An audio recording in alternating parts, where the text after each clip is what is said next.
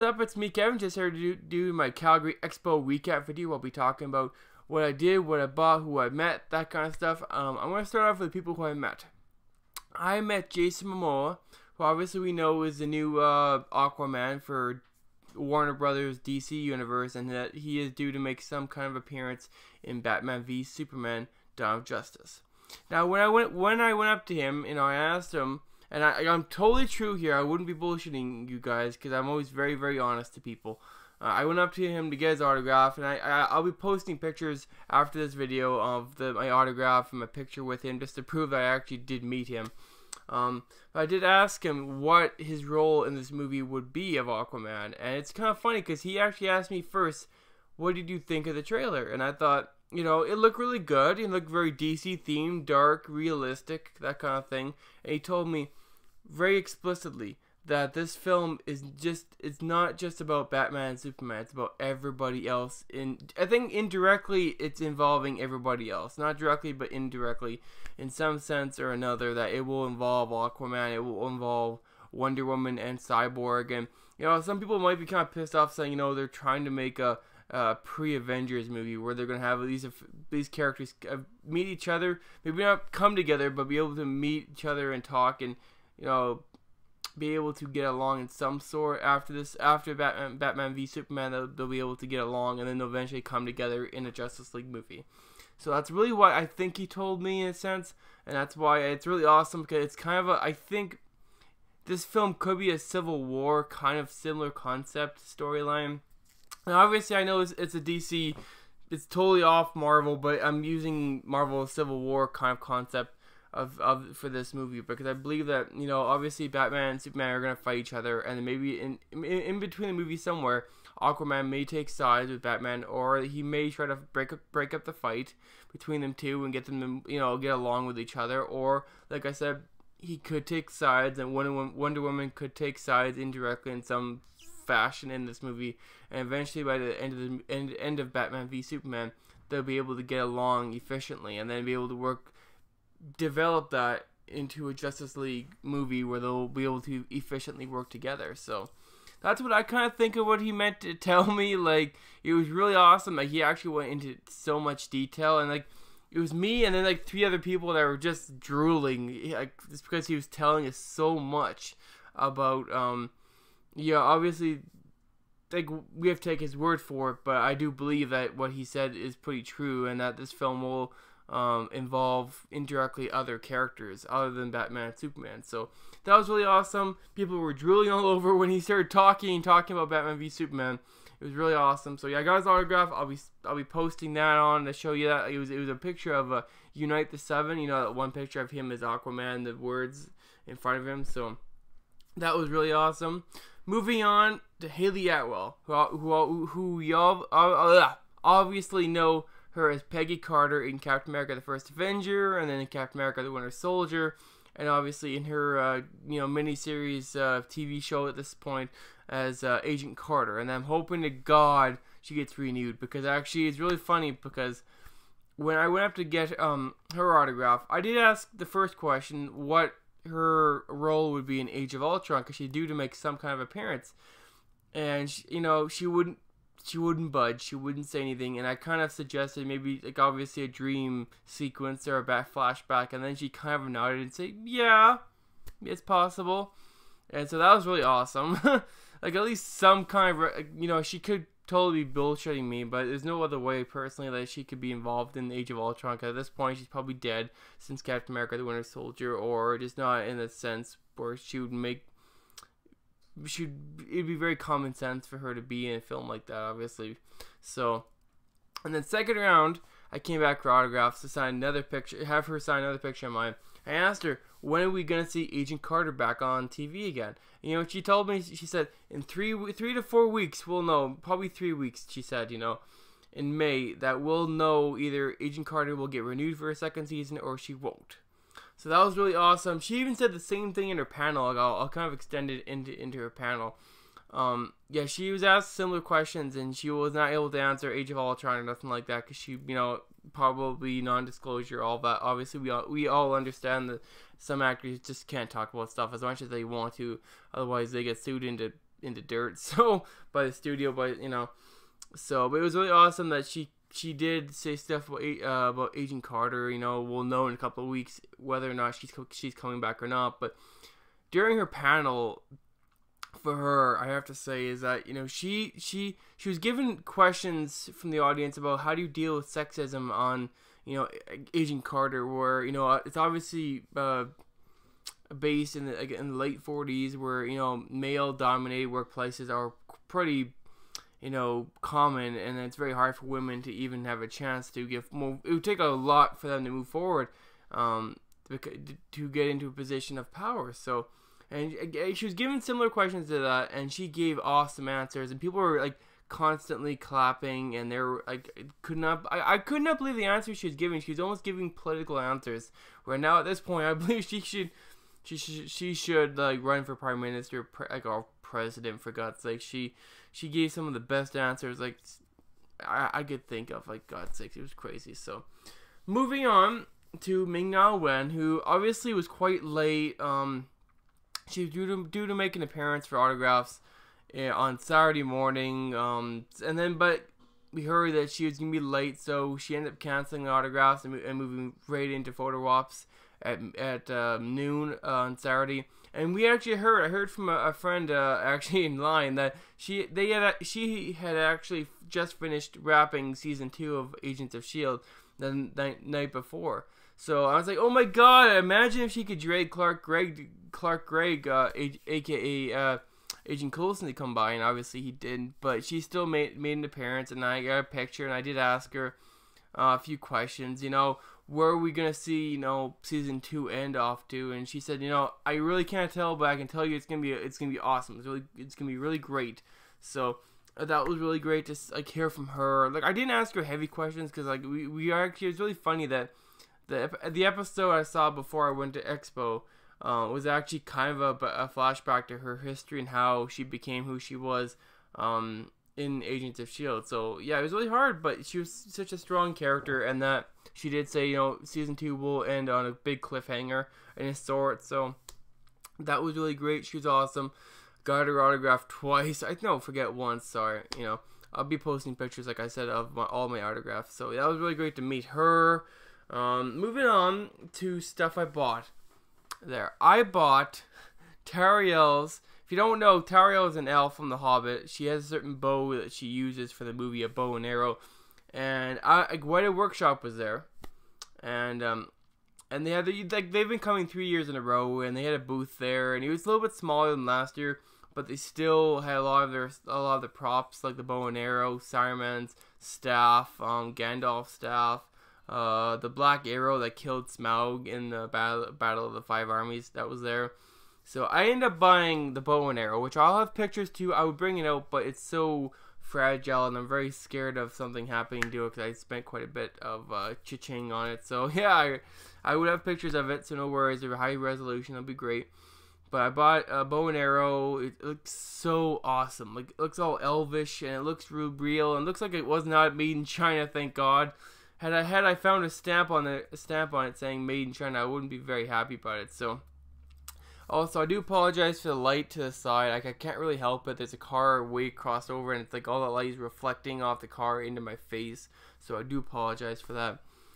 But yeah, like, moving on, I bought parchment of the map of Middle Earth, which I actually should show. I'll show it in my next video. Unfortunately, it's down the hallway, and it's locked in a room, unfortunately. So I don't want to waste your time trying to find the key to unlock it. So I'll have pictures of it, and I'll hopefully show it in my next video, where I'll be doing a few awesome things. But moving on, stuff I bought, like I said, map, parchment, Middle Earth. I bought bow and arrow. I bought what else did I buy? Jeez, I should know this stuff.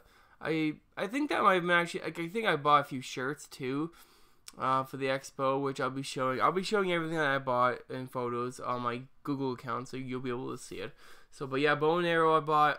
Also, I have to say that I got my ears done as hobbits, hobbit ears. I'll have pictures of that too. But I got my ears done for to become a hobbit.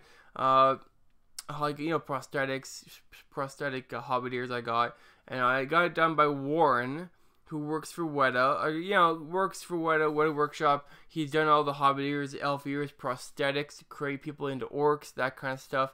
I'll have a video post. I think I'll post this awesome video. It's about 4 minutes long. The audio isn't very good, but it shows the very early stages of him putting the prosthetic orc onto a guest's face. So it was really awesome to see that, the process of how they put that onto the face. So yeah, that was really cool. So just give me 1 second, guys. I have to get power cord. Shit. Oh, I'm sorry, guys. I wish I could cut that out, but I can't. But I just had to get a power cord because I don't want my laptop to die. Every time I make a video, seriously, my laptop ends up being at like less than 20%. Like, I don't know why. But anyways, moving on. Not getting off topic. But yeah, seeing that, I'll have pictures of that. I'll have the video up to show, part of the Weta panel I went to, which was a private event. It was still part of the expo, but it was privately ticketed. But you do see the process of prosthetics, and also Graham McTavish was there to take questions. He's obviously the dwarf Dwalin from the Hobbit movies, and he actually took some awesome questions. How long does it take to get into prosthetics, that kind of stuff. Where I believe he said it could take up to 3-4 hours, depending. Just because the prosthetics can take a long time, getting the costume on, all of that. But it was really awesome to see all that and hear all the awesome stories that he told about Peter Jackson and his hangers that he owes. Like, I'm gonna drag into this, guys. I have to say this story, but it is really significant about Peter Jackson that he said that way back when they started filming The Hobbit: The Unexpected Journey, he said that Peter Jackson had invited the actors to his hangar that he owns in New Zealand, and that he actually had a German Panzer tank. That this is coming from Graham McTavish, so I do trust that he's telling the truth, and this could sound like Peter Jackson, but he did invite them to a hangar where he had a restored Panzer, and they ended up taking this Panzer tank out for a drive. And then eventually the actors and Peter Jackson said, okay, let's take this thing onto the main streets. And it's like, holy shit, like, we're all laughing in the audience, like, him saying this, because Peter Jackson, like, driving a tank down a street in Wellington, like, holy crap. But yeah, it's really funny that, you're telling us how he kind of breaks the ice with the actors, and, having them do stuff, obviously, that would be very dangerous and probably security based, very risky to do in America, but they seem to do it in New Zealand. So Peter Jackson seems to have quite a big reputation down there for stuff like that, which I never knew. So, but that was one great story, kind of that Graham McTavish kind of touched on, while Warren Warren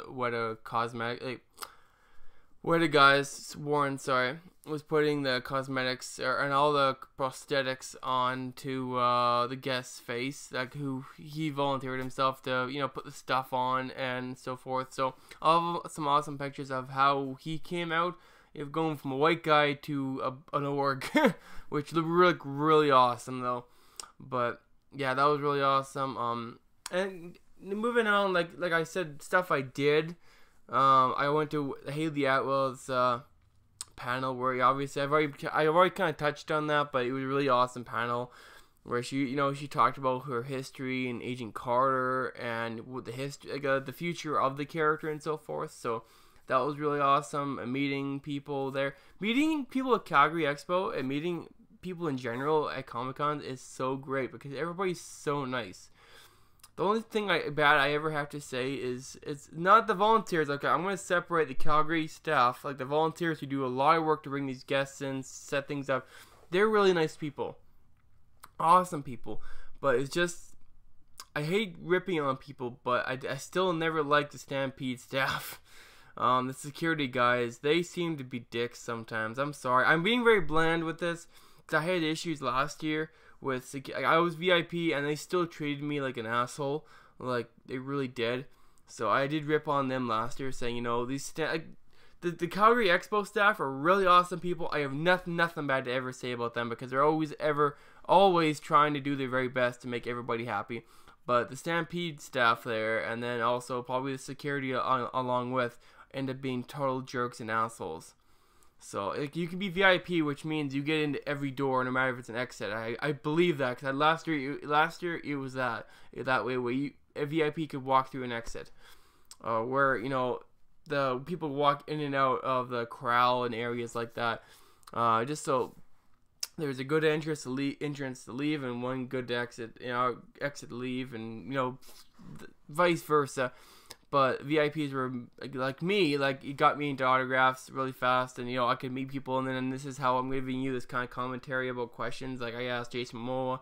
But being VIP, I thought I could go through exits too, like I did last year, and this year they seem to be really sticky. They're not letting that happen. So like I said, I never like ripping on people. I never do, but I've always had an issue every year with Stampede staff at the Calgary Expo, because like they're always they don't want to be there personally. I have to be on my own opinionated fact there, but I believe that they don't want to be there doing this, but they have to be there, but yet they still feel like they have to treat some people like assholes. And I'm not saying it's all Stampede staff. It's probably a very small group of people who just don't want to be there, or very jealous that they can't do what we are doing at that moment. I'm not trying to be an asshole myself on this. I'm just being very frank. So I'm sorry that you guys are hearing me vent here, but it's just the way it is, unfortunately. There are like 98% of the expo was awesome. It's just 2%, which is kind of treatment by non expo staff, which are Stampede staff and people of that sort. So I'm not saying they're all assholes, but some of them get pretty rude and you literally want to punch them in the face. But yeah, I'm not like that. I'm pretty peaceful. So moving on, guys, from that, the expo overall, if I had to rate it out of 10, I'd still rate it over an 8. Like I wasn't happy that Norman Reedus cut out. I'm not happy that Stan Lee didn't come in, but he did make a video saying he apologizes that he couldn't come. So I do like give him a pass for that completely, because just at least he tried. At least he gave some effort to explain why he wasn't going to be there. So it was him. I think it was Robin Taylor Lord, who was that Gotham star, who plays the Penguin. He cut out like.